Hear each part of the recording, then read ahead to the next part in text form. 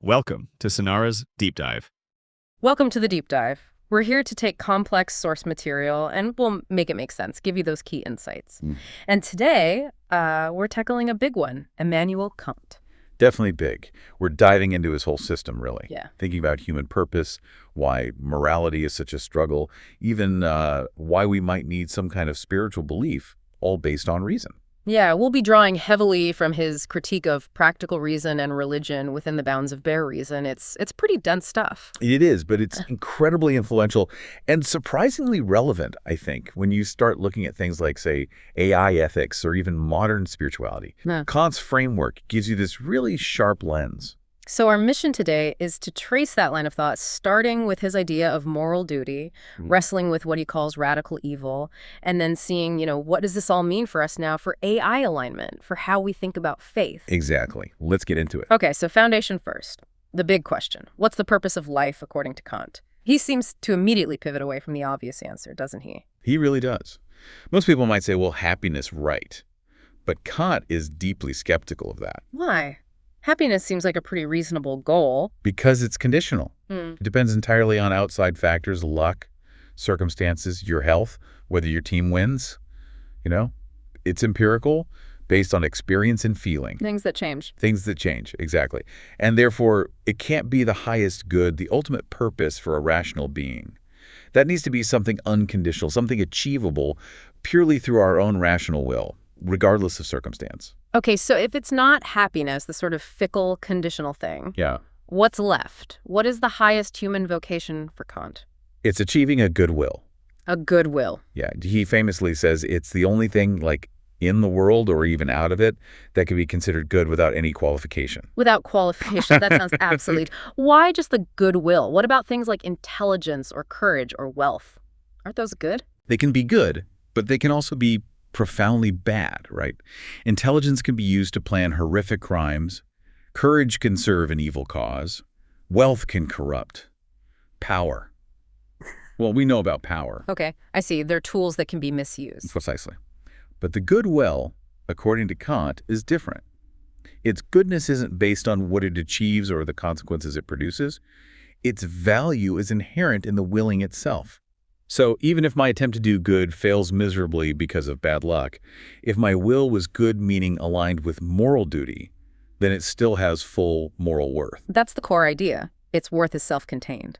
And this goodwill shows itself when we act purely from duty. Duty. Okay, define that in Kant's terms. It's not just doing what you're told, is it? No, not at all. Duty is the necessity of acting out of respect for the moral law, not because you feel like it, not because you're scared of punishment, not because you hope for a reward, just because the moral law requires it. And crucially, where does this moral law come from? It's not God or the king or social convention for Kant. Right. Right. This is absolutely key. The moral law must be objective, unconditional, but it has to derive from pure practical reason itself. It comes from within us as rational beings. Why is that internal origin so important? Because if it came from outside, say, from God's commands, then acting morally would just be obedience to an external authority. You'd be acting out of fear or hope, which are inclinations, not pure duty. So it wouldn't be truly moral action in his strict sense. It would be self-interested, even if the interest is getting into heaven. Exactly. To be truly moral, the action must be autonomous. You're obeying a law that your own reason recognizes as universally binding. Which brings us to autonomy. We're not just cogs following rules. We are the legislators of the very rules we follow. Yes. Autonomy is the will being a law unto itself. We're bound by the moral law because our own reason tells us this is the law.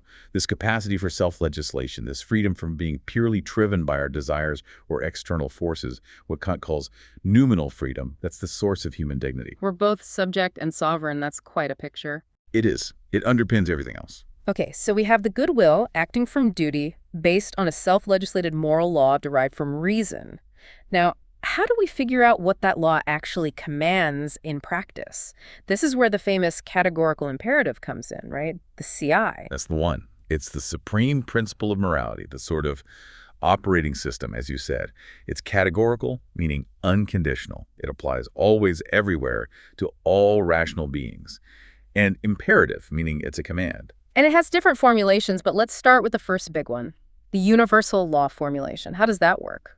Basically, it's a test. Before you act, you take the personal rule or principle behind your intended action.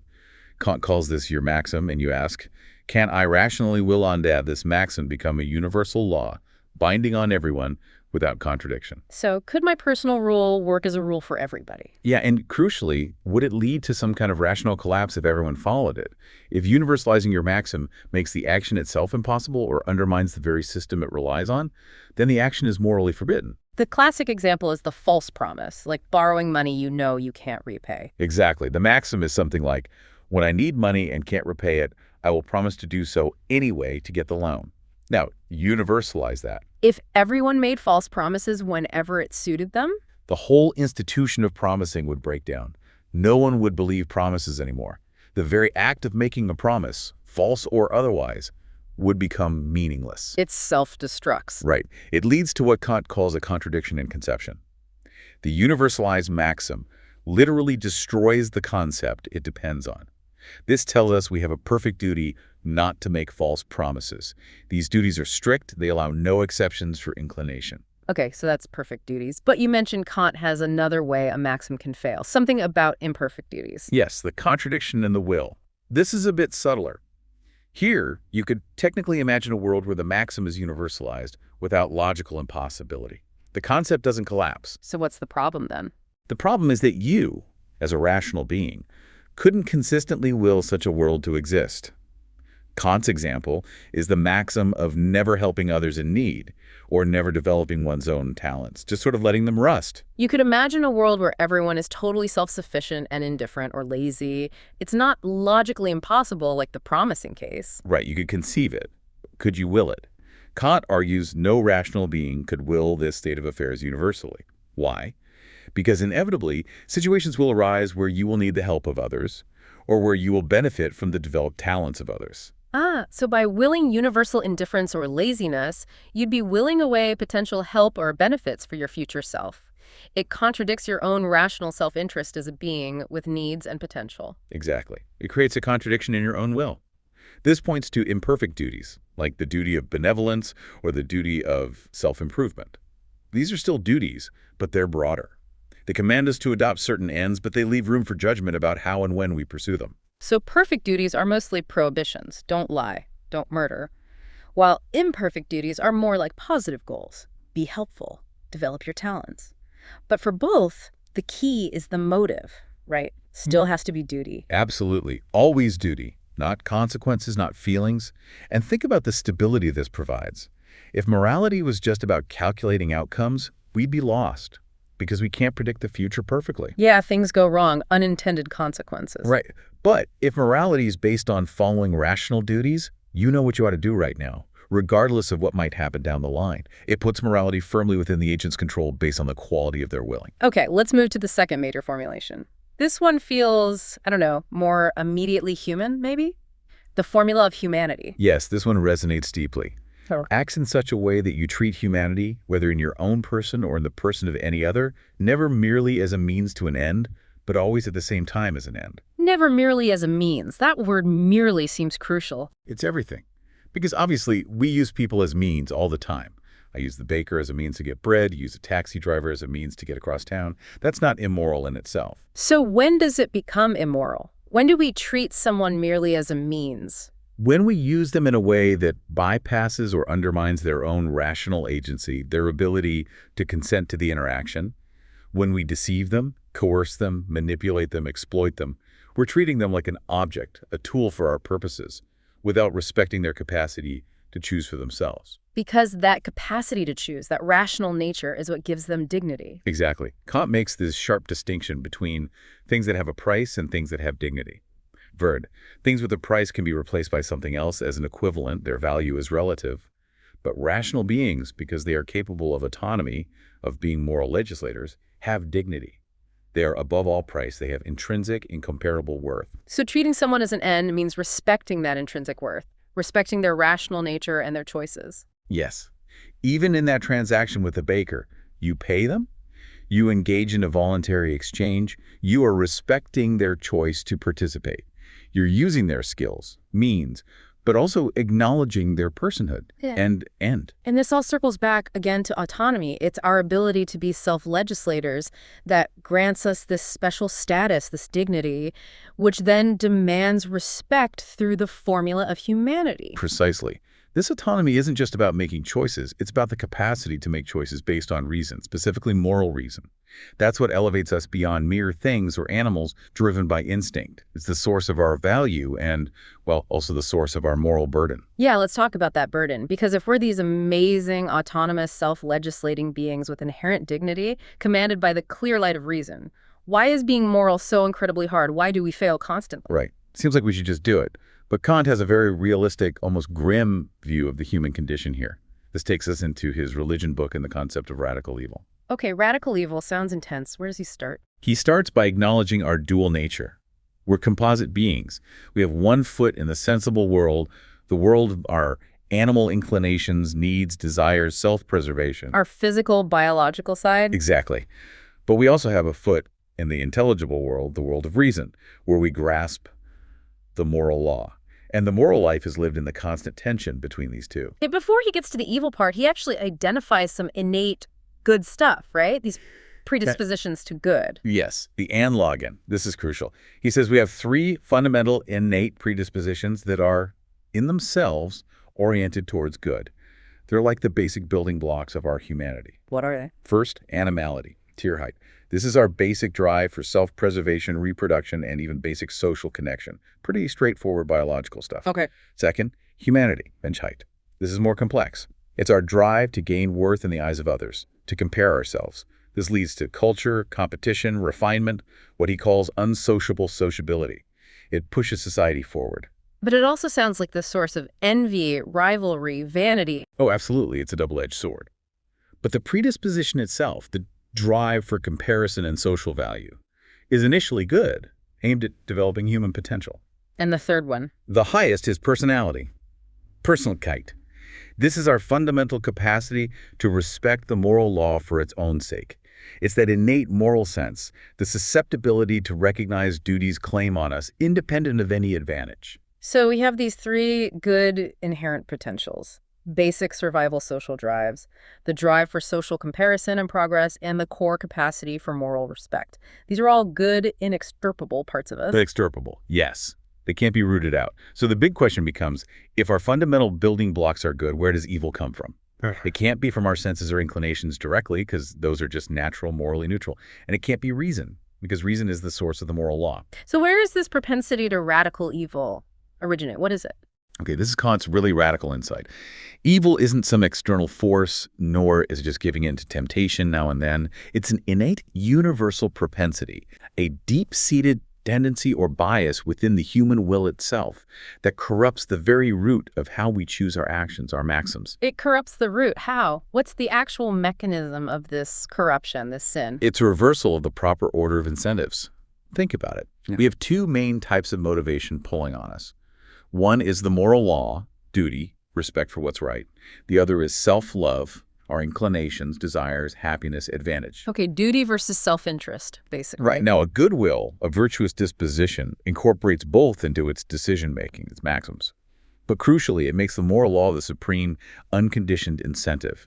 Self-love and happiness are permissible goals, but only if they are compatible with duty. Duty comes first, always. And radical evil. Radical evil flips that. It inverts the hierarchy.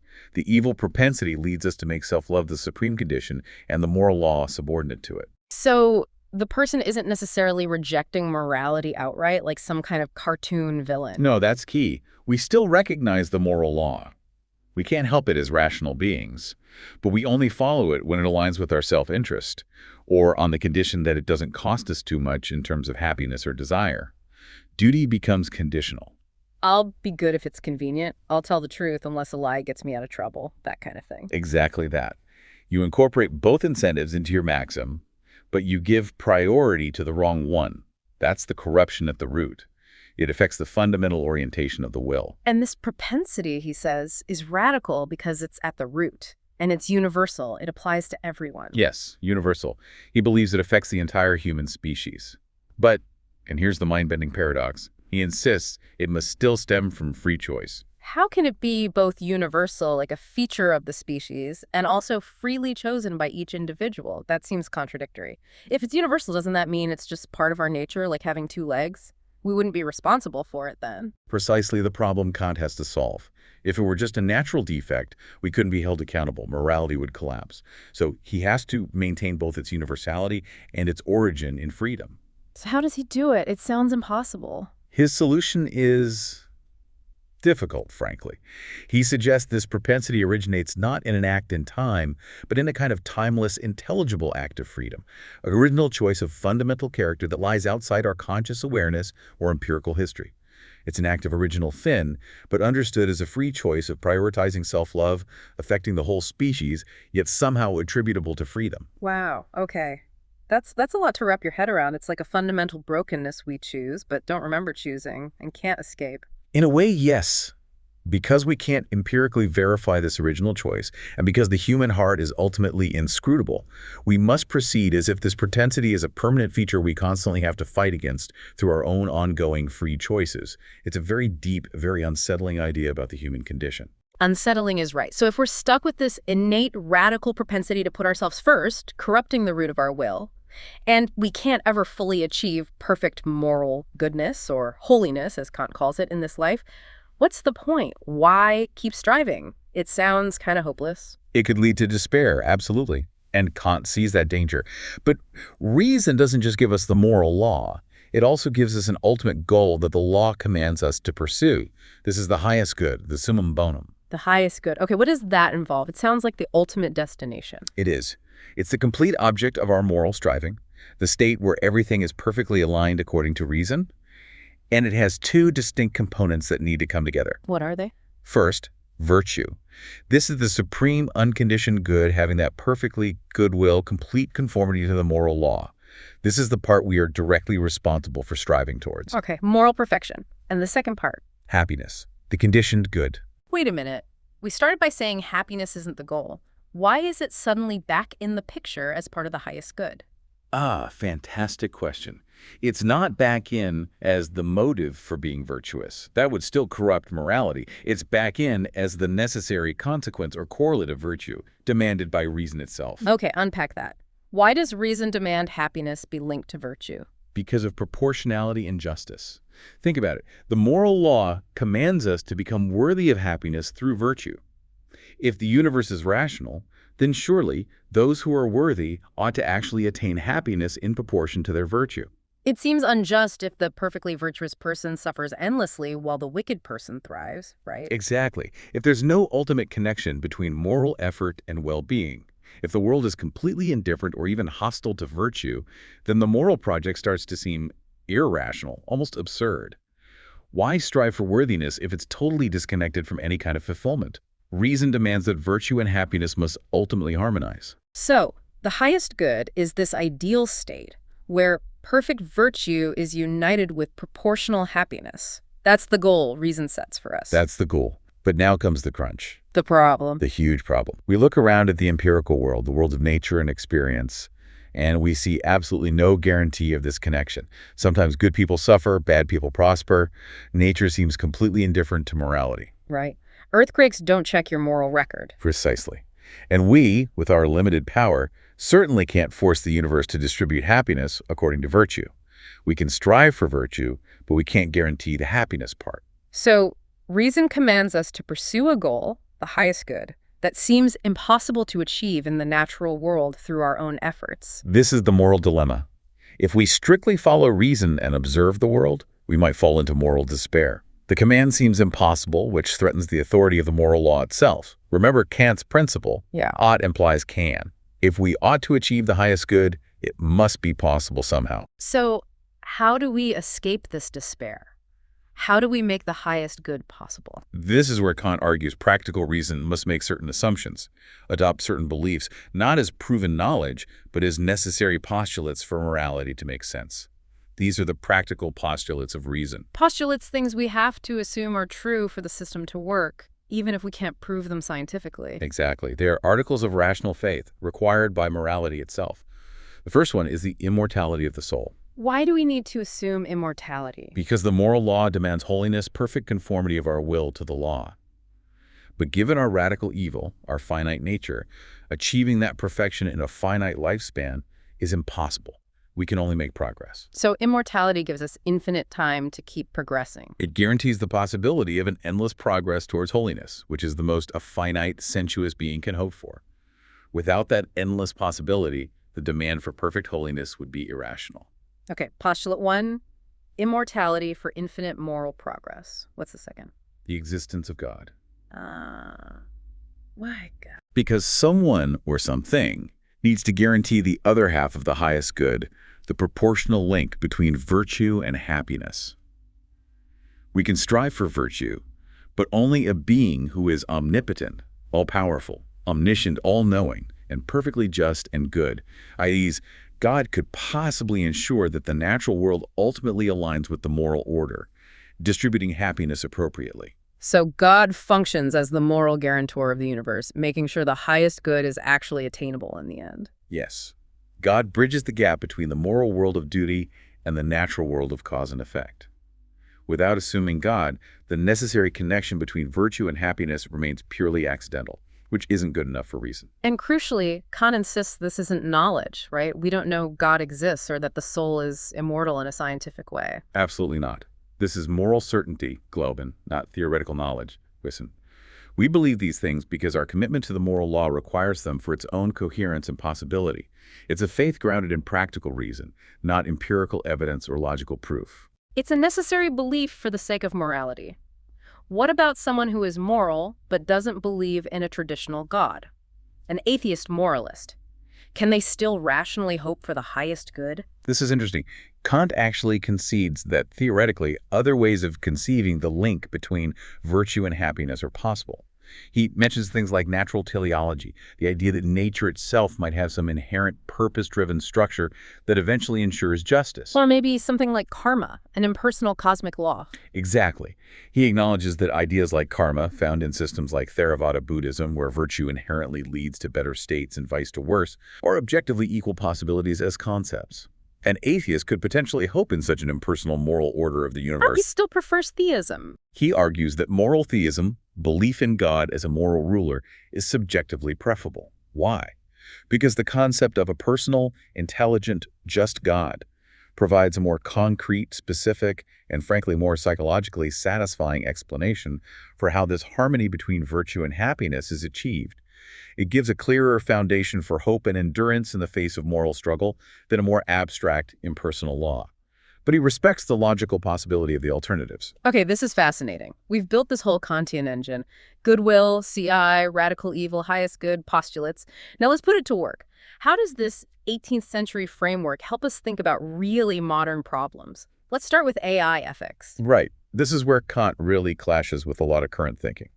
Most approaches to AI fairness today are fundamentally utilitarian. Meaning they focus on outcomes, consequences. Exactly. We measure things like disparate impact. Does the algorithm produce worse outcomes for one group than another? We try to maximize overall benefit or minimize overall harm, often looking at aggregate statistics. Like, is the loan approval algorithm fair on average across different demographics? Yes. And the goal becomes tweaking the system to get the best possible distribution of outcomes. But Kant would find this deeply problematic. Why? What's wrong with focusing on good outcomes? Remember his warning about eudaimonism, making happiness or good consequences the foundation of morality. He called it the euthanasia of all morals. If you prioritize aggregate outcomes, you risk sacrificing the individual for the sake of the group. The classic utilitarian dilemma. Is it okay to harm one person if it benefits 99? Kant's answer is a resounding no, especially if that harm involves treating the person merely as a means to the greater good. His formula of humanity forbids it. So what's the specific vulnerability of using utilitarianism for AI fairness? One major issue is robustness. Outcomes are really hard to predict and control. Data changes, context shift, unforeseen consequences pop up. Trying to constantly optimize for fluctuating outcomes is unstable. Whereas Kantian duties Are supposed to be stable, universal principles derived from reason. Don't deceive, respect autonomy, don't use people merely as means. These provide a much firmer, more reliable standard than chasing shifting consequences. So a Kantian approach to AI alignment would look very different. It wouldn't just focus on the results, the outputs. No, it would focus much more on procedural fairness and disparate treatment. It asks, what are the rules the AI is actually following? What are the maxims embedded in its code and training data? Do those respect the dignity and autonomy of every individual? Applying the categorical imperative to the process, not just the outcome. Precisely. Is the data gathered ethically? Does the algorithm's decision-making process treat everyone as an end in themselves? For example, if an AI manipulates users' emotions to get them to click or buy something, that might be highly effective for outcomes. Would profit. But it fails the formula of humanity because it undermines rational autonomy. So the focus shifts from fixing bad outcomes after the fact to building ethical principles into the AI's design from the start. That's the ideal. Every step, data collection, model training, deployment, needs to be evaluated against these deontological principles of respecting persons as ends in themselves, even if it means sacrificing some efficiency or aggregate utility. This naturally leads to the question of AI autonomy. Can an AI itself ever be a moral agent in the Kantian sense?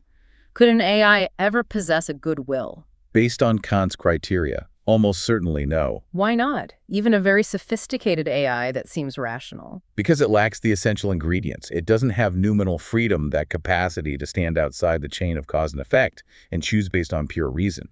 It doesn't have self-consciousness in the way Kant means it, or a sense of intrinsic self-worth or dignity derived from being a moral legislator. It operates based on its programming, its algorithms, its optimization functions. It doesn't act from duty in the Kantian sense. Exactly. It follows hypothetical imperatives.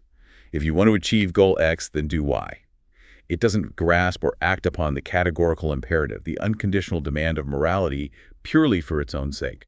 It can calculate, it can follow rules, but it can't possess that inner respect for the moral law itself. So even an AI that could generate its own rules wouldn't be truly autonomous in Kant's view. No, because its rule generation would likely still be driven by some programmed objective function, efficiency, data maximization, whatever. It wouldn't stem from that pure rational recognition of universalizability required by the CI.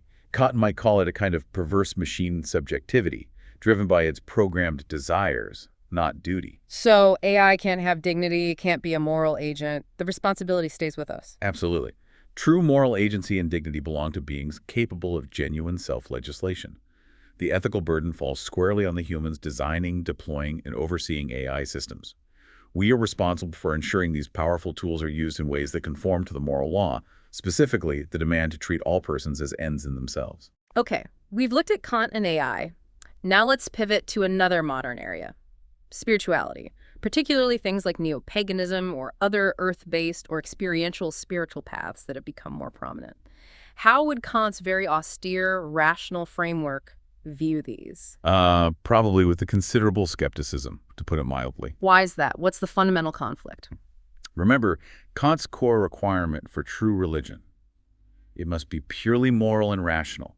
Its entire substance must consist in recognizing our duties as divine commands and striving to fulfill them out of respect for the moral law. So anything else, rituals, feelings, experiences, is secondary at best, or possibly even a dangerous distraction. Exactly. If a spiritual path emphasizes, say, achieving harmony with nature, or seeking ecstatic spiritual experiences, or celebrating life force, Kant would categorize these as conditional empirical goals. Meaning they relate to our feelings, our inclinations, our relationship with the natural world, things that are part of our sensible nature, not pure practical reason. Precisely. Seeking harmony with nature might feel good. It might even be beneficial, but it's not the unconditional demand of the moral law. The moral law might require us to act against our immediate feelings or desires, to sacrifice comfort for the sake of duty. So spiritual goals focused on experience, feeling, or connection to nature, while potentially valuable in other ways, simply don't meet Kant's standard for the core of religion. They don't. He'd likely see them as potentially falling into what he called a religion of ingratiation or divine worship. Stands that in the pejorative sense. This is where people try to gain divine favor through non-moral means, prayers, sacrifices, ceremonies, achieving certain states of consciousness. Trying to appease God or the gods through actions other than strict moral obedience? Yes, Kant thought this was a dangerous illusion, a pseudo-service after Yeah, payments to God. The only way to truly serve the divine, according to rational religion, is to wholeheartedly embrace and follow the moral law, because that law is the only command we can be certain through reason that God wills for us. What about the concept of divinity itself?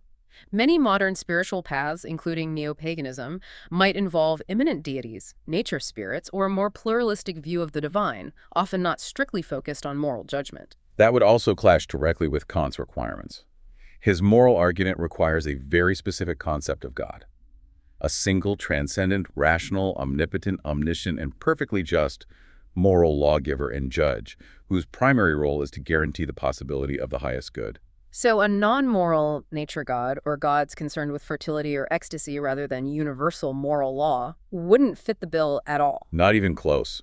For Kant, replacing the rational moral concept of God needed for the highest good with deities tied to nature, feeling, or empirical experience is a step backward into superstition. It risks undermining the supreme authority of the moral law by grounding religion in something contingent and non-rational.